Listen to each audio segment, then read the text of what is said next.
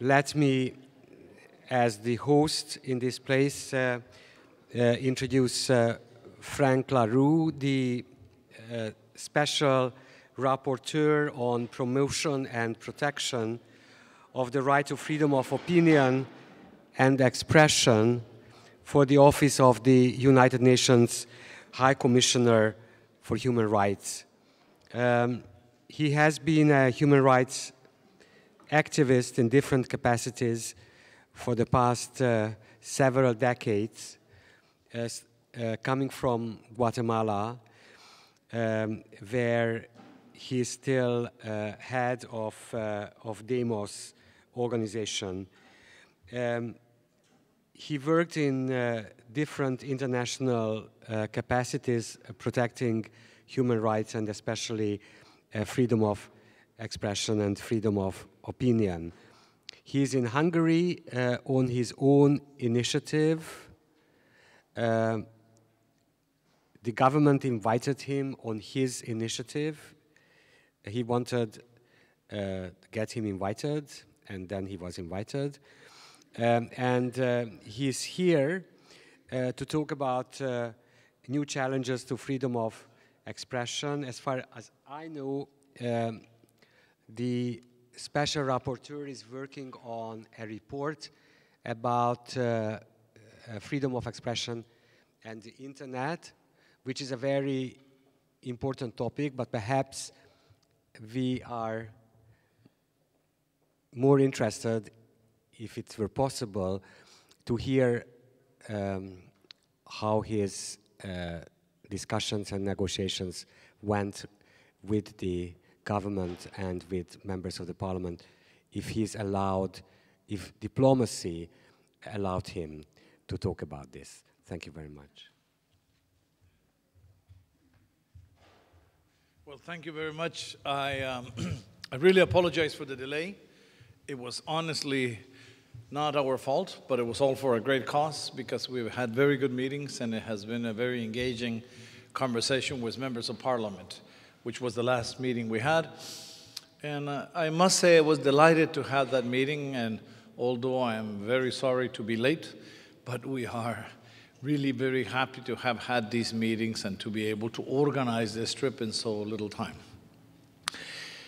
Before I begin, I would like to introduce two people to you. I'm here with Orest Novosad from the High Commissioner's Office. He's the Director of Civil and Political Rights. Momoko Nomura, who is in the legal department and is, she works on the mandate of freedom of expression, who's not here because she's still working for Momoko. And Anabela Rivera, who's here, who is the director, executive director of the Institute Demos, which is where I work for a living in Guatemala most of the time. I can easily answer very general questions in terms of how the meetings went, but in reality, before I begin, I wanted to say that there is an official press conference tomorrow at 10 o'clock in the morning in the Ministry of Justice. It is open. We insisted it is open to everyone, certainly open to the press, but also open to organizations of civil society. No one should have problems for reaching this conference, and I would encourage everyone, and everyone is free not only to go, but to ask questions, whatever questions you want to ask from our visit. So I'd rather save the questions on the visit for tomorrow. I can say, though, two things tonight. One is that I am very grateful that I was invited by the government. I was going to come anyway for this meeting tonight with you all. I had this invitation to have this event at CEU. I have another event organized, I understand, here at the university as well on May 30th, which I will be back again, I hope. And it will be a pleasure for me. I normally try to accept as many academic invitations as I can. But the fact is that we recently met the Minister of Communication in Vienna. We asked him to send us an official invitation, and he did. So beyond the topics that we may have a conversation tomorrow, I think it is important to mention that it is important to engage with governments and get invitation, because that way you can have a more formal approach. And we were very grateful that although this was very recent and all very hastily put together, that we're here and we're having this visit. What is the general position that we may have? Let me say that, by the way, tomorrow after the press conference, we leave immediately for the airport because we're going to Nairobi to the second meeting of consultations that the High Commissioner herself has organized.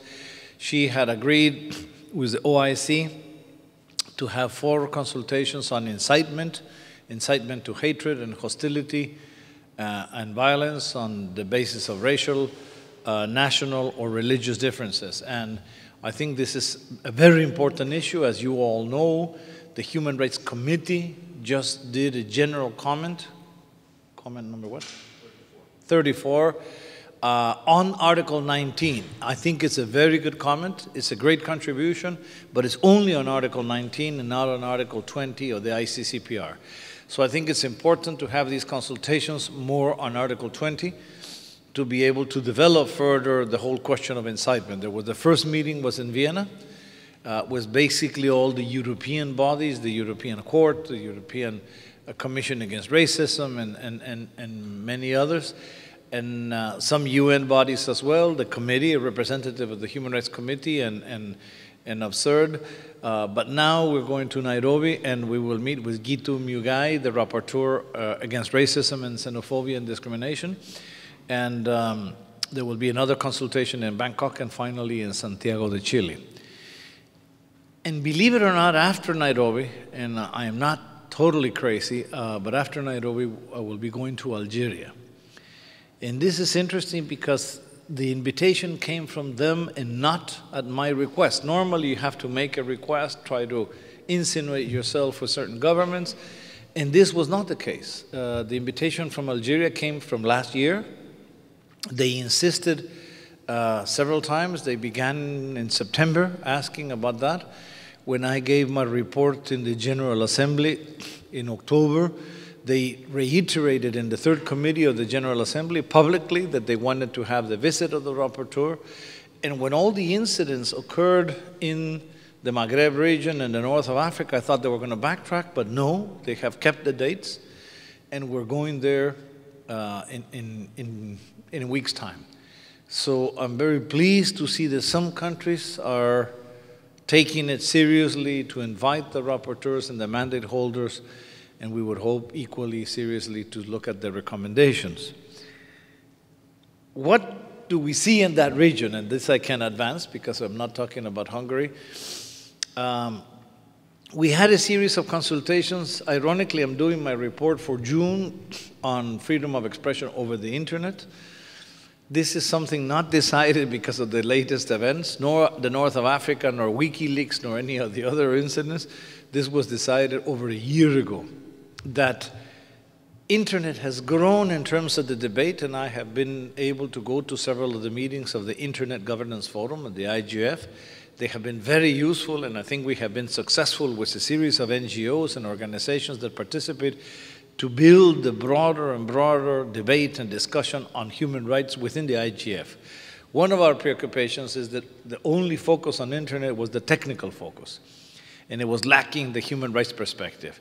And I have told everyone that I'm not an expert on internet at all, far from it, but that our goal is to try to introduce the rights perspective, the rights exercise of rights orientation into that. And I think that we have moved the IGF to the extent that in the Vilnius meeting, the last meeting, we had a whole plenary session on human rights.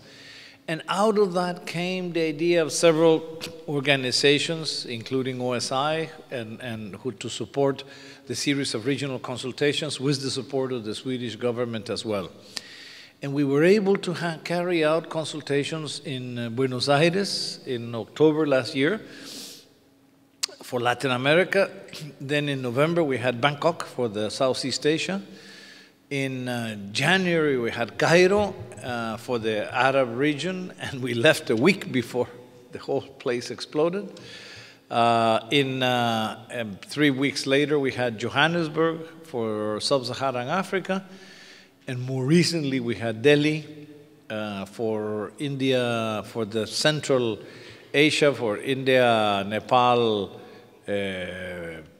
Sri Lanka, Maldives was there, Bangladesh as well. And we ended up in Stockholm, where we had begun in June last year. We ended up in Stockholm. That was this past week on Wednesday and Thursday, a two-day conference with experts from around the world and some that had organized the different consultations just to wrap up the whole process. Why is this so important? Number one is I come from a very small country. I come from Guatemala, a developing nation, a very poor country, marked by racism and discrimination against its own majority, against the Mayan indigenous population. So for me, the whole struggle on the question of racism, discrimination, equality, all forms of discrimination has been crucial. So my report last year was on indigenous people, freedom of expression for the indigenous people, minorities, women and children, and population with extreme poverty, and the idea of community broadcasting and alternative means of communication. This year, we wanted to move into the internet as precisely what should become the most open venue of communication. And the idea of the consultations was, let's break the mold of only the big cities where the big debates on human rights, and let's go out to the developing world and check to the reality what are the problems that people are confronting and what are the obstacles they find to exercise a right of freedom of expression over the internet. And it was a fascinating experience. My idea is to continue doing as much as possible with other topics, but to continue doing consultations of this nature. So as rapporteur, you can reflect not only technically on human rights standards, which are internationally recognized standards, but also you can reflect upon the realities of peoples in trying to reach those standards and the exercise of their human rights. So this is a little bit the efforts we're in. What are the topics that will be developed in the report? Will be on June 6th, Monday in Geneva, and you can hear it live on the website of the High Commissioner's Office, where you can hear the sessions of the Council. The oral presentation is normally very brief. They give you 10 minutes and that's it. But I think it is important because then you can also see the feedback and the response of all the different governments that are there that want to intervene. Out of the consultation and out of a series of views, we chose 4 topics for the internet. The 2 first ones are by far the priority. Topic number one is freedom of expression over the internet. And here, the bottom line statement is that internet is certainly a huge leap in terms of technology, of communication, the same way that Gutenberg's printing press was, or the Bell's telephone, or that Marconi's radio waves were, but with the difference that internet continues developing at a very fast pace. So it's not only a single step ahead, but it's a step that moves and moves and moves rapidly. And also with the fact that internet created something new in communication, which is an interactive means of communication. Radio, broadcasting, radio and television were a linear form of communication, a one-way form of communication. With internet, you have a multiple way of communication, but you also have a permanent interaction to the extent that you can have a chat room within the internet, or you can actually do transactions and you can make decisions over the internet. Now, the problem with this is what I say, is that it has provoked fear in many political leaders, especially those that are authoritarian regimes. So you begin to find all forms of censorship, especially using criminal law, now applied again for internet. I always say that limitations to internet take 2 forms. Some of them are legal, with criminalization by law, and some of them are technical, using the filtering, the monitoring, the filtering, or the blocking. But in any case, they're all related to the content. And essentially, they're trying to stifle dissent, criticism. One of the crucial points here is that we have always, all 4 rapporteurs, we have always the freedom of expression. Myself from the UN and all the 3 regional rapporteurs have always insisted that there's a need even to decriminalize defamation, for instance. Defamation can exist as a civil action to protect the honor and reputation of individuals, but not as a criminal action. And therefore, it should be decriminalized, the same way that the crime of contempt and other similar forms. Blasphemy, defamation of religion that for me does not exist, and many other forms which are being used again. Now, in some cases, they're inventing new crimes. In my own country, Guatemala, they established a crime called financial panic. And this is because internet was being used by people, legitimately, I think, to criticize the bank system. Banks are very weak over there, partly because there's a lack of regulation of the state, but partly because of bad administration. So several banks had collapsed. Now, they were blaming the bloggers and they were blaming people on the internet, and they even detained. Because if you go to a bank and you're dissatisfied with the bank, it turns to be a crime if you come out and say this bank is useless, it has a bad administration, you should all take your money out of it. Well, that becomes a crime because you're actually threatening the stability of the banking system. So my response publicly in my own country is the opposite. If there would have been more criticism of the banking system, of Wall Street, of the mortgage companies or the insurance companies, or follow-up of Mr. Madoff, the world would not be in the financial crisis we are today. It was the lack of monitoring and criticism that allowed this huge crisis to grow. So it is precisely freedom of expression that we have to enhance and not limit under any excuse. The same thing happens with combating terrorism or national security. I do believe there are threats, serious threats against national security or serious threats of terrorist acts. And it is a responsibility of the state to fight against those threats and to guarantee security to its citizens. But that can never be used as an excuse, again, to stifle criticism and opinions. For instance, I discovered in Korea last year when we did an official, South Korea, that any mention of the North is for them a threat to national security. So you even had peace movement organizations or peace organizations that were talking about dialogue with the North to reach peace, and that was considered a national security threat. This is absurd. This is the type of limitations that we cannot allow. In this, I include WikiLeaks. I think WikiLeaks is a huge embarrassment because of the amount of information, but I don't think one can shoot the messenger. I don't think that WikiLeaks has any liability in terms of carrying the information, which is leaked by a government official anyhow. So my feeling is that this is important in terms of our definition of how we create the standards that should be upheld. We're moving into a difficult world with financial crisis, with political crisis, with confrontation on the basis of religion, and with real terrorist threats, but all of that should not add to the fact that we allow our freedom of expression to be limited, because then progressively, and this is one of the big lessons, when we allow freedom of expression to be limited under any excuse, then we allow that our democratic model of government also be limited. And progressively, we begin slowly sliding into more authoritarian forms of government that want to generate a controlled form of life. Hungary in particular, I'm sure, can remember the past of how if you control the mentality of people, if you can control what everyone thinks, studies, or speaks, you generate a regulated sort of atmosphere that satisfies those in power, but that does not generate the creativity and the freedom that the people need. So this is crucial today. Let's not let the problems that we all confront allow any form of censorship or limitation around the world. So this is point number one. One important corollary everyone asks me. Internet is a new medium. It's a huge leap in technologies, but you're applying the same principles of freedom of expression, the same human rights principles. You don't need to draft new rights because Articles 19 and 20 of the ICCPR are still valid.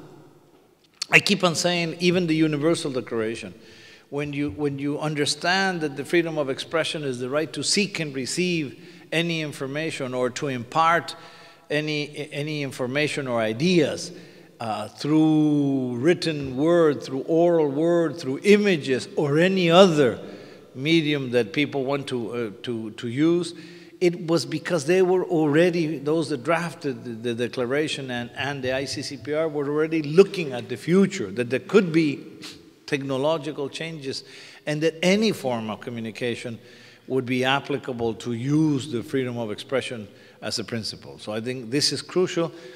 We're not moving into a different world in terms of human rights. We're reinterpreting the human rights we have. The second issue is the question of accessibility, and this was probably the more controversial one. I must say that even in my own Latin America, I didn't get the response I was expecting because my colleagues over there, all of us were university professors, much more academic in response than grassroots.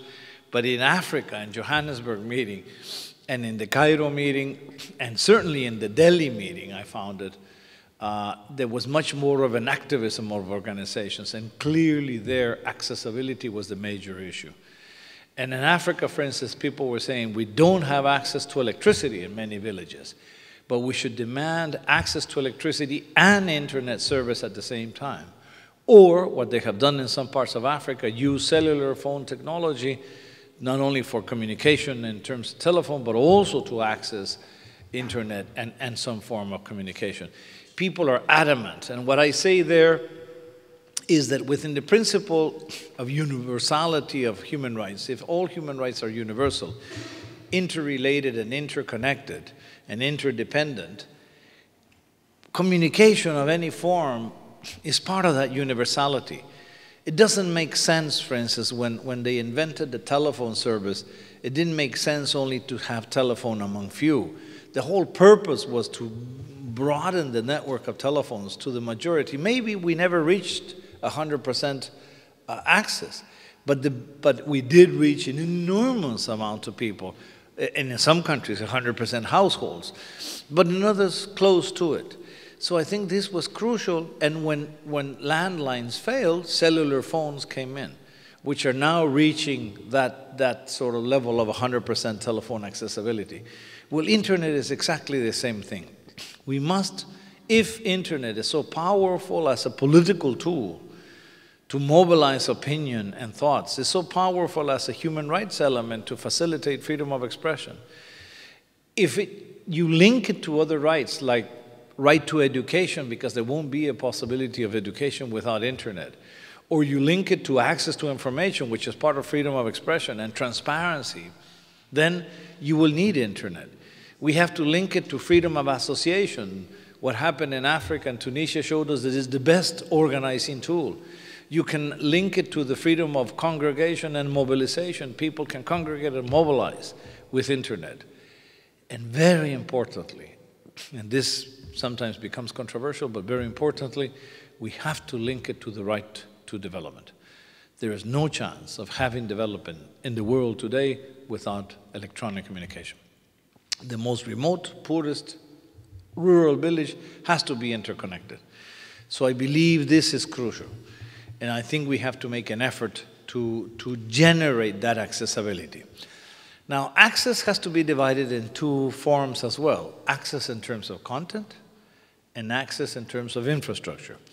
China always says, and it's true, that they have the biggest amount of users per country in the world. They have 450 million users interconnected, more than the US.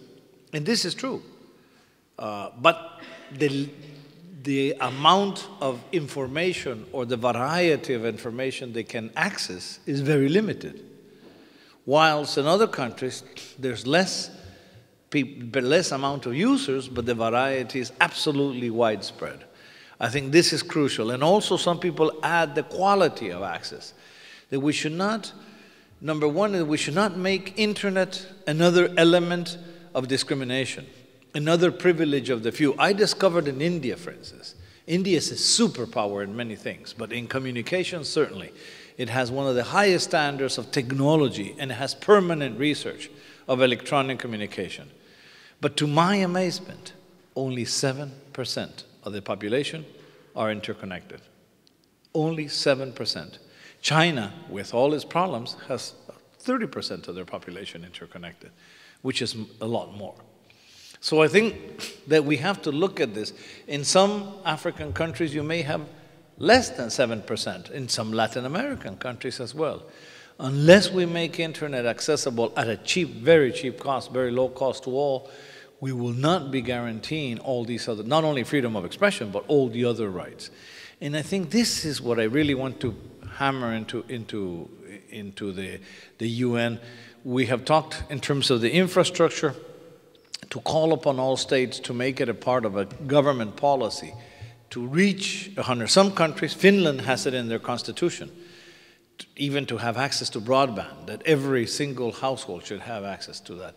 Sweden has 95% access already, but they also make it tax deductible. Any purchase of computer equipment is tax deductible to facilitate the purchase. In Uruguay, a Latin American country, they have a project called Ceibal, in which they're granting every single child in primary school education a free laptop, with the only commitment that they assist regularly to classes. They bought the very cheap, small, $100 laptops.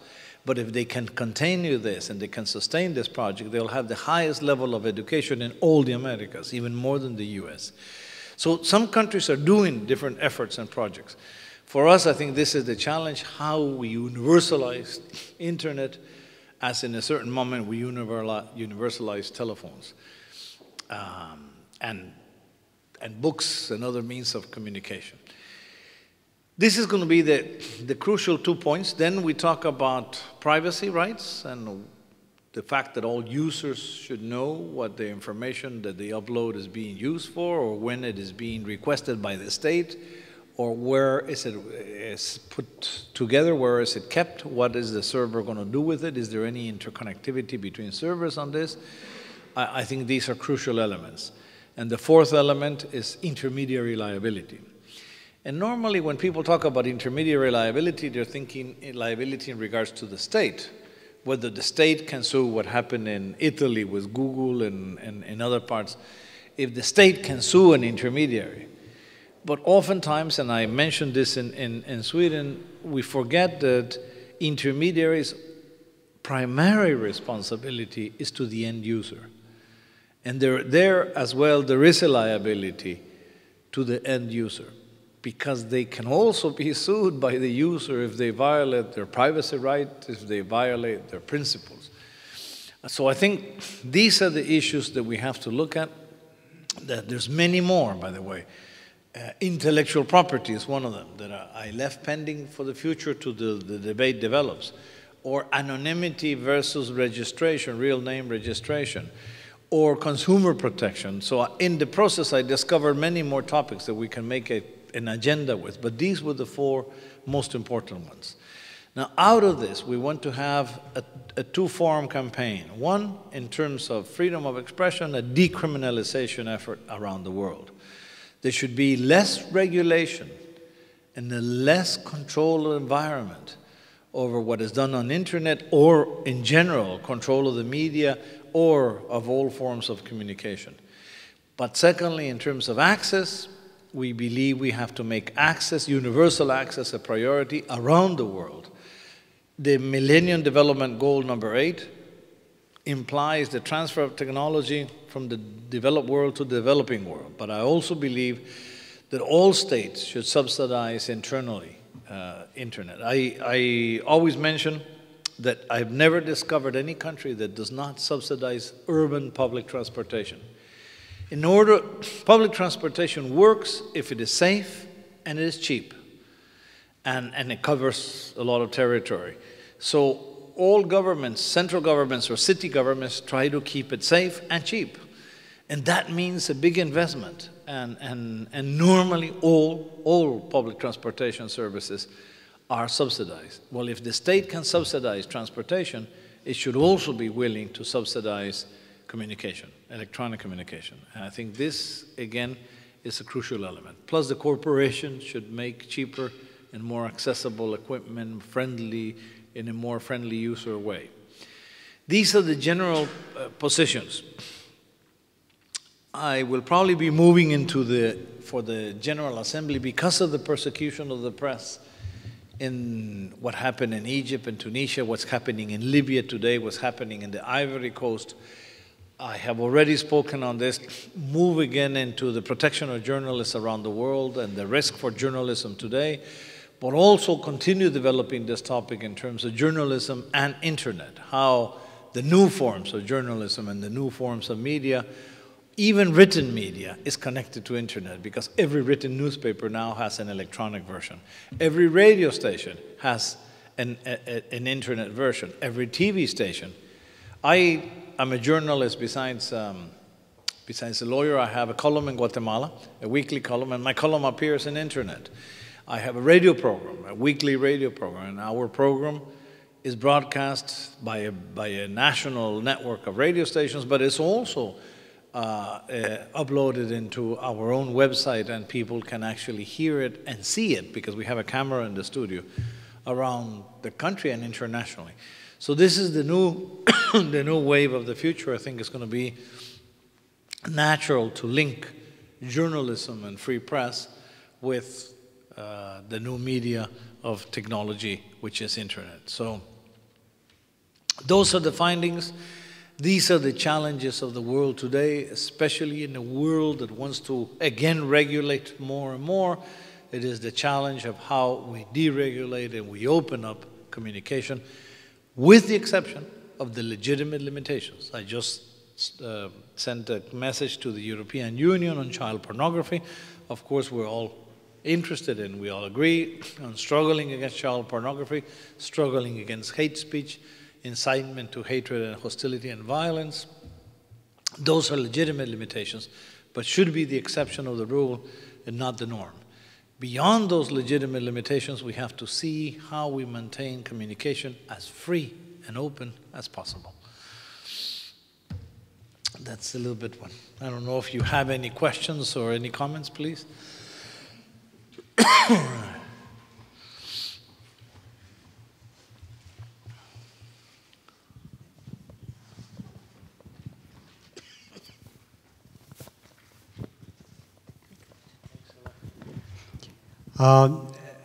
Dear Frank, it's always a pleasure to listen to you. And it is a pleasure to listen to you even in Hungary, despite the fact that you denied to say anything about Hungary right now. And the, how to say, the human rights promoter and tactician in me fully agrees with you. You have a press conference tomorrow, and it's the right thing in view of the interested press in Hungary to economize with your message for tomorrow. Instead of that, would you please tell us about your impressions in Sweden about the Julian Assange case? Have you heard anything interesting there, officially or privately? Actually, I must say no. I should have asked, but honestly, we were so much in a turmoil about the internet question that it never came up. I did do, it was interesting because of all the rapporteurs on freedom of expression, Catalina Botero from the OAS and myself did a joint statement on WikiLeaks in general. And basically, and I have a very good relationship with the State Department, but I walked into the State Department and actually hand-delivered my own statement. And the position was, as I said before, don't shoot the messenger. I said, I mean, it is an embarrassment. It will cause you many problems now in terms of gathering intelligence information. But it's not WikiLeaks' fault. I mean, all the major cases in the US were solved with leaks. People forget that the Watergate scandal against Nixon was solved with someone called Deep Throat, that was the biggest source of information within the White House. The whole tradition of whistleblowers that the Americans have developed very well in terms of denouncing corruption or abuse of power in corporations or by state authorities has normally been discovered by leaks.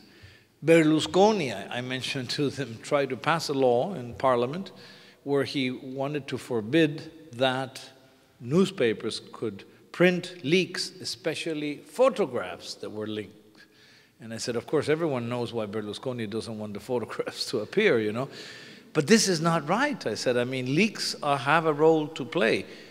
We have to look at the leak itself, whether the public official violated his contract or violated sort of a requirement of confidentiality. That's a different matter, but that's related to the public official, but not to the press or not to an internet website.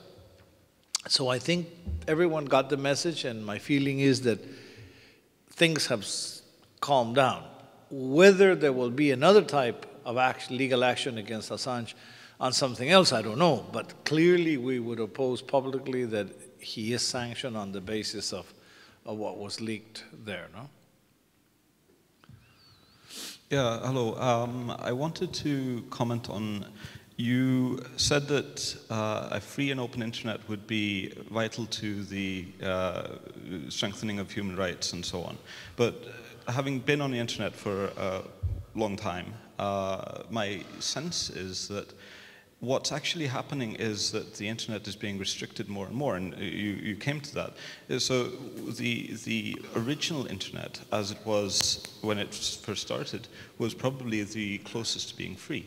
So my question is, if this is the case, if it is government interventionism that is actually causing the largest problems towards a free and open internet, wouldn't it be most useful to be attacking the state tendency towards over-regulation or even regulation in general of the internet and other communications mediums?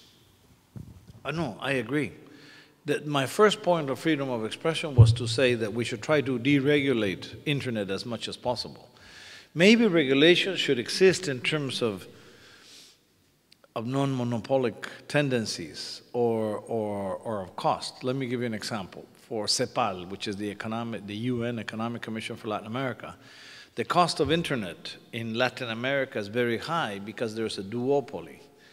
The Telmex of Mexico and Telefónica of Spain have done this thing in which they have the fiberglass cables all over Latin America, but they sell you what they call the triple play. You have to subscribe to telephone service, to cable TV, and to internet all in one, which makes it hugely expensive. So there's some commercial side of things that I believe the state should regulate to make the service cheaper, but certainly no regulations in terms of content.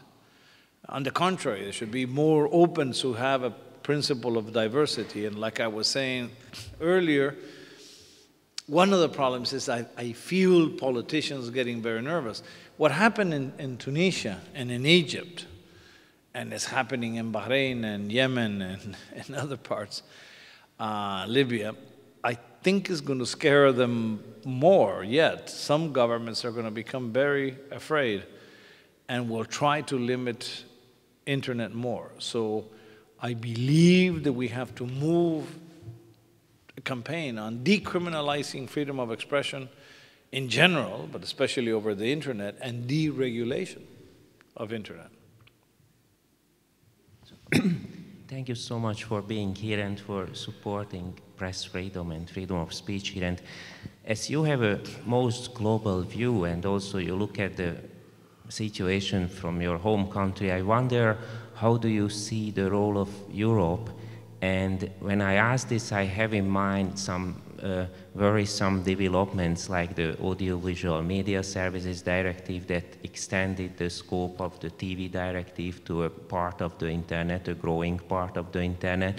And also, I have in mind that the European Court of Human Rights is struggling with recognizing access to information as an international human right, while the Inter-American Court recognized it in the Claude Reyes case earlier. And of course, I have in mind my own country, where we have the problem you just discussed today and yesterday.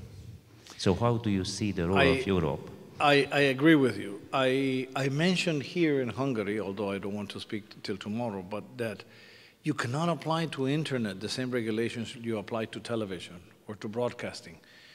The reason is different. You see, broadcasting is done over specific frequencies of the spectrum, which are limited frequencies. And broadcasting means that the state has to regulate the use of those frequencies, because not only are they few, but they're a public ownership. I mean, they belong to the state, and therefore they should be used in an equitable way. Argentina passed a law just recently, only on radio and television, where they say that by limit, the commercial frequencies, community broadcasting, and public broadcasting as a service cannot surpass a third of the spectrum. So each one of these segments can only reach 33.3%. That's gone beyond. I'm not sure as rapporteur I would go as far as to recommend the percentage, because every country handles their spectrum in a different way. But it's very clear that we have to balance. We have over-commercialized communication, and certainly in Latin America, but I see that growing very much in Asia as well. Only the commercial venues are getting frequencies. And some countries are even abandoning public broadcasting, which is an important service if it is independent. It's public but independent.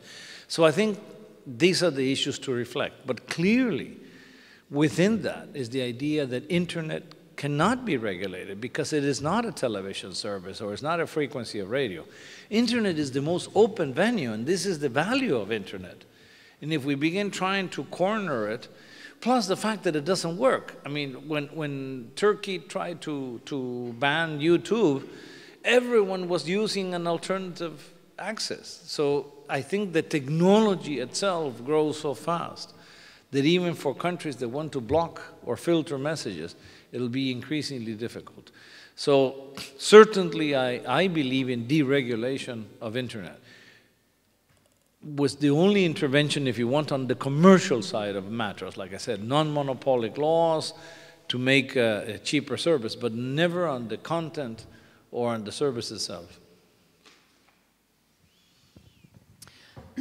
And do you think that the revolution in the Arab world will bring a permanent change in the freedom of expression? I mean, liberalization, or the opposite? I think it will, and tragically, I'm very pleased that it happened, and it shows the power of internet. But precisely because of that, I think it will also scare politicians. They were already scared about internet, but now that they saw it in action, they saw, I mean, no one expected what happened I was there, like I said, a week before everything happened in Cairo. And although people were not happy, and that was very clear, there was dissatisfaction, but you didn't see the movement. The spark grew very rapidly. And I think this tends to be in terms of the medium. And Tunisia as well. It all began with the young man who committed suicide, which provoked the indignation of all the young people. And that was the spark that made it move.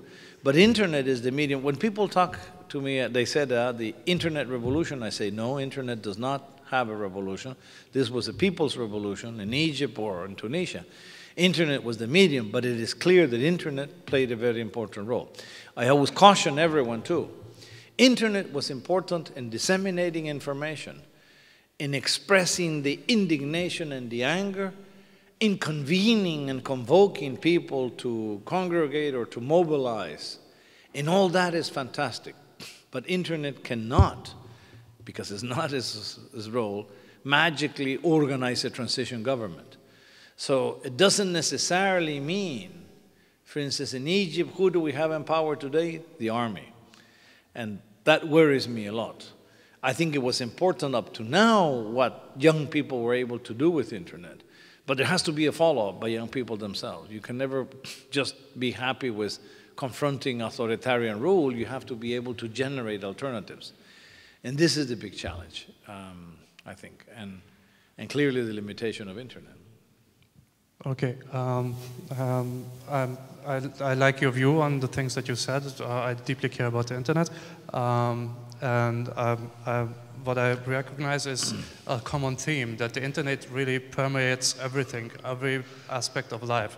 It's not only about freedom of speech, it's mostly considered from my perspective as a government issue. But currently, as I see it, and I really welcome what you also noticed, that intermediary liability, intellectual property, anonymity, and consumer protection are really important aspects of this debate.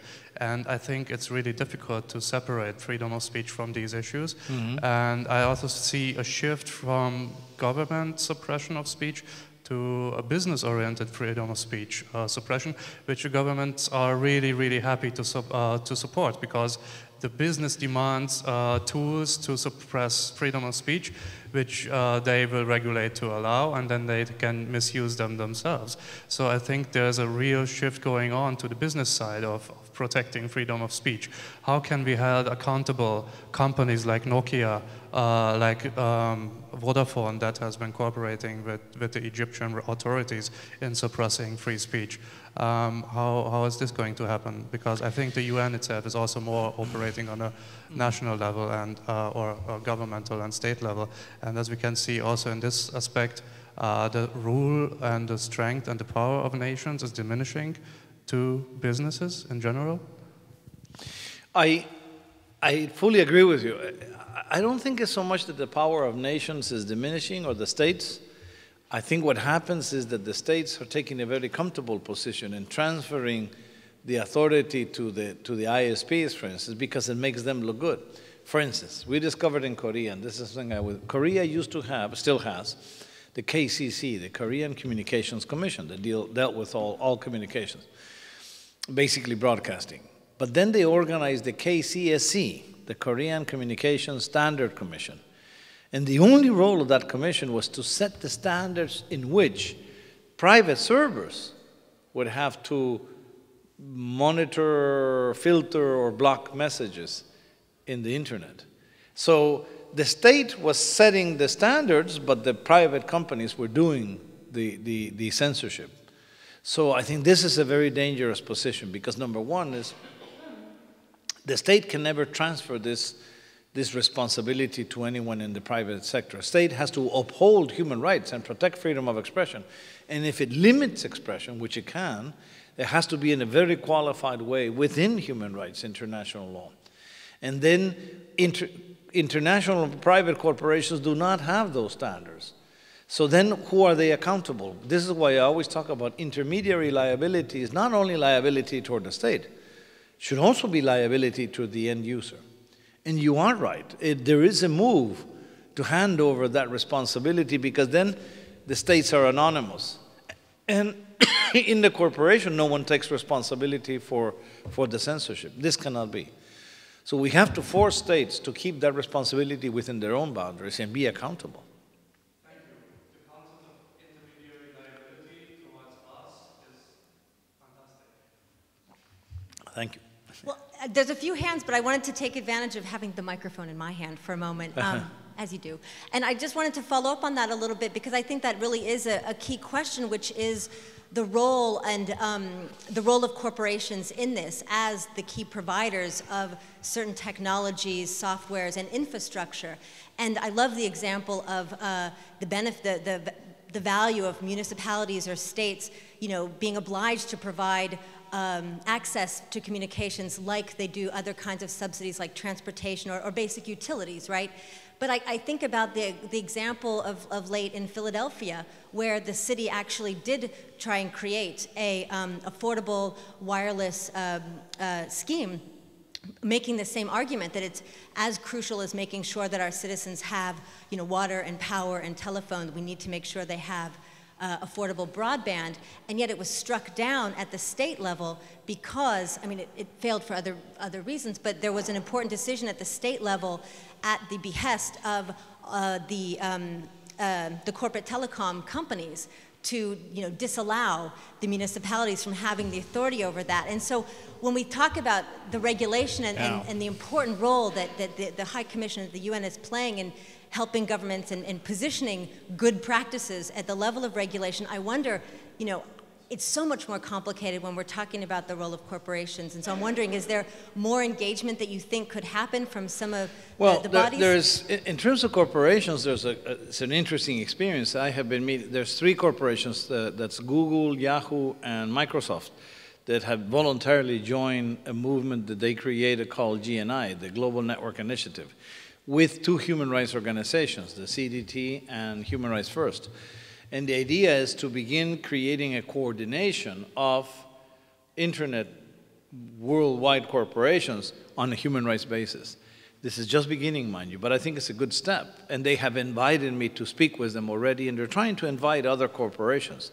I think what's important is to make it worldwide and have corporations from other countries.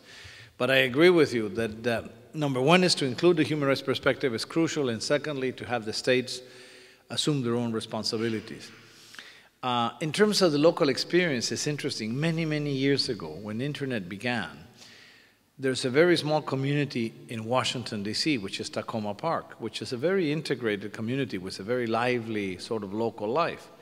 And they decided to set their own little network, community-based, which reaches in 2 counties, but the community. And there was a big debate because some people thought, this was at the beginning, this I'm telling you about 15 years ago, and they said, well, this is going to kill our sort of social relationships and our ties because and so someone said, let's give it a try and see how it works.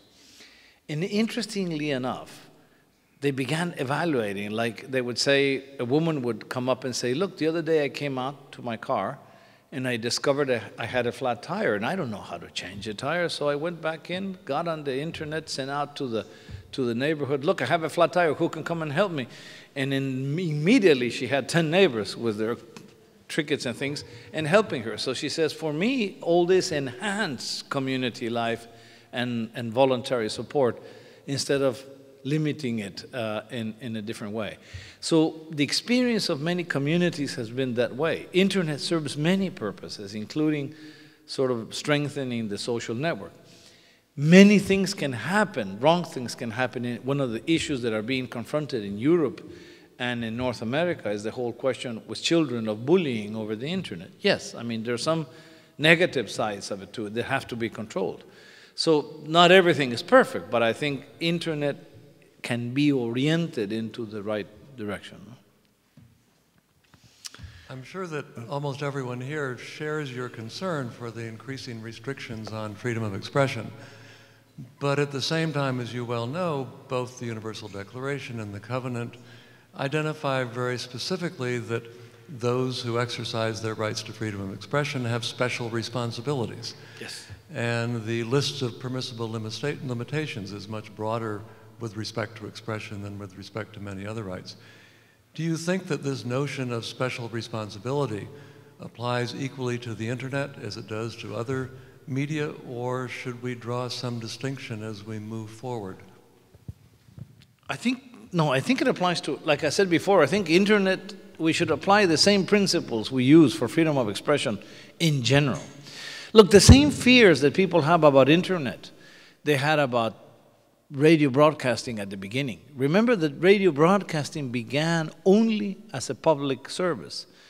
The first big public radios, because they didn't trust to have private radios, because the feeling was if you're reaching out to so much public, something harmful can be done. And yes, something harmful could be done. Rwanda is the case in mind. I mean, in Rwanda, there were radios inciting to genocide, and those things have to be. Freedom of expression, like all rights, I mean, can be used well or can be used wrongly, and I think there is a responsibility to use it well. What's important, though, and this is my debate around the world, including Europe and some of the regulations of the EU, is that it is not to the governments to decide. Governments decide to have a responsibility to uphold human rights, and then they do have an obligation to limit freedom of expression when that expression becomes hate speech and is actually harming someone else's rights. When it is incitement to hostility, hatred, and violence, then I understand the state has to intervene to protect people. But aside from those, the most serious, egregious cases, the state, like for instance, this whole thing, I remember that I went to meet with President Correa in Ecuador, and I met with people of the government of Chavez in Venezuela. And they were telling me, look, the press conspires against me. It serves economic interests. And I said, yes, probably they do. So what do? I want to close them. I said, no, you can't close them. I mean, those that own the press have a right to express their opinion about your policies. But doesn't the press has to be accountable, they said. And I said, yes, the press has to be accountable. Then, well, it has to be accountable, but to the public, not to the government. Never allow the government to decide what is objectivity, what is a balanced coverage of the press. Never let the government decide what are the responsibilities of citizens vis-a-vis freedom of expression, because then you will open the door for censorship.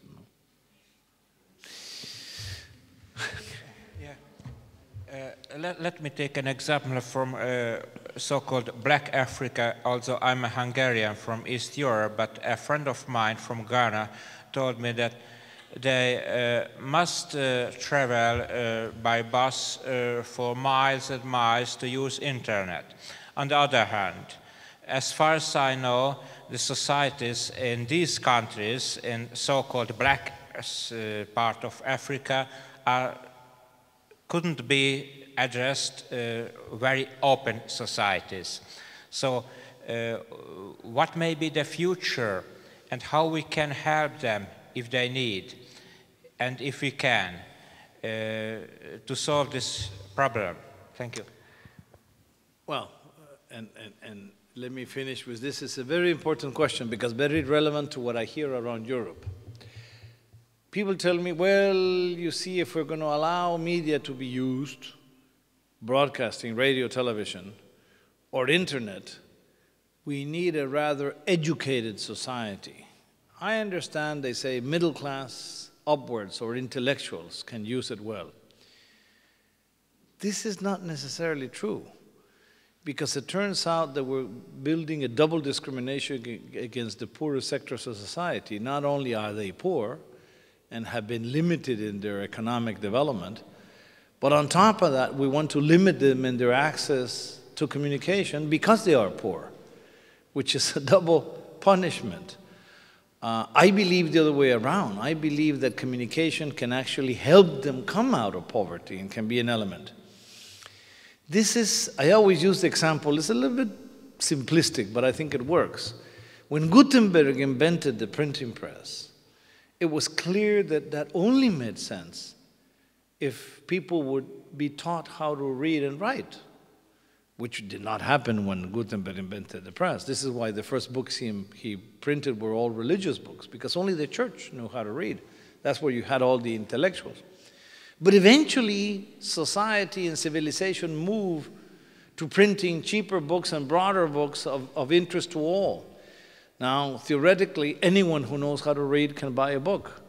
Now, there's huge amounts of the population in the world that still don't know how to read, but that's our own misdoing. I mean, after 500 years, we still haven't been able to be 100% literate in the world. But I think it goes hand in hand that we cannot necessarily talk about the privileged few that understand how to use medium. There was an interesting experience in my own country, in Guatemala, with illiterate women. And they began teaching them how to use the internet, and specifically how to do the designs or the weavings, how to pass them on to internet. And it's been an incredible tool of education, even to learn how to read and write, by the way. So I think it's relative. I do not underestimate the fact that people don't necessarily have it easy. In Africa, the biggest limitation is the question of infrastructure, because most communities don't have electricity, for instance. But they're solving it with cellular phones, which they recharge with sun batteries. When we had the meeting in Johannesburg, it was interesting because there was one woman from Ivory Coast who gave the story of her father. She says, my father was the only man who knew how to read and write in the village. So all the mail was always addressed to our house, because he would gather the mail of all the village, and the village would come, everyone, so he would read the mail to them and write the response when people wanted to dictate something. But then all of a sudden the mail didn't come anymore. Says, so I took my father and taught him how to use internet. So now my father, she says, is still the mailman, but now he has to walk to the nearest town, not in the village, but he goes there and gathers, everyone sends the mail to his electronic address, and he can then write down the messages and bring them back to the village. So it's interesting, there's still a village, there's still illiterate people, but they're now receiving messages over the internet. We have to give a chance to the poor and give them instruments to come out of poverty. You know?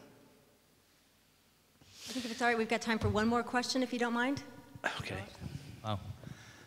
I think political censorship is one thing, and economic interest-related censorship is another thing. So let's not talk about Hungary, let's talk about a hypothetical Central European post-communist country with a population of 10 million, where basically all the strong media players are fighting for the same advertisers, and where the economic and financial crisis hit so badly the country and the media market that independent, strong media institutions are practically non-existing. So what would be your message to the citizens of this country? And do you think that internet provides opportunities for non-profit media paths somehow to break out from this circle? Well, you raised one of my answers already. Internet is a great alternative for non-profit media. In several countries, in neighboring El Salvador, neighboring to my Guatemala, there is a group of, this is a group of intellectuals, but have an excellent magazine and daily journal called El Faro. And it's published on the internet. Great articles, great analysis, and they have a huge following. I don't know how they finance it, I have no idea, but because obviously they're not selling newspapers or anything like that. But it's a great way to develop alternative media. And like I was saying, we have a radio program which is addressed to young people, is actually for youth violence prevention. And what we do is we upload it on internet live, so people can hear us on the radio, but if the radio doesn't reach that community, they can always go to a Café Net and hear it on the internet. So yes, I think we have to look at that type of alternatives. Now, in terms of what you were saying about the advertisement, this is true. Some people call it the soft censorship, which is an indirect form of censorship because you're not telling them something directly, but indirectly you're withdrawing public announcements or public expenditures on that media. And therefore they can collapse. In my country, we had a magazine collapse because there was a president that withdrew every single government announcement from them. And oftentimes there's such a big volume what they get out of government that can make them collapse. That is a violation of freedom of expression. It is a form of censorship. It may be soft censorship, indirect censorship, whatever you want to call it, but censorship in any case. And I think it's important to make it public and denounce it. The problem is that normally media would rather accommodate to the governments and keep their good favor than to challenge them publicly. You know? Thank you very much, you all. Thank you.